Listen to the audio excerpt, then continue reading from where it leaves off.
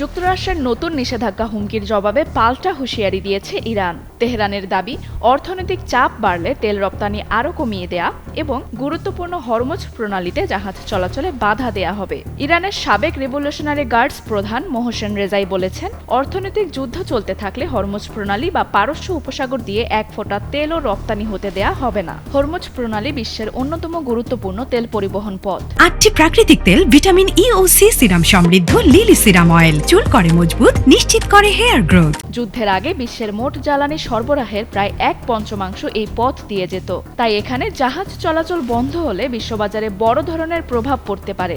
এছাড়া উপসাগরীয় দেশগুলোর তেল ও গ্যাস স্থাপনায় হামলা কিংবা ইয়েমেনের ইরান সমর্থিত সশস্ত্র গোষ্ঠীদের মাধ্যমে লোহিত সাগরে জাহাজ চলাচলে চাপ বাড়ানোর আশঙ্কাও রয়েছে।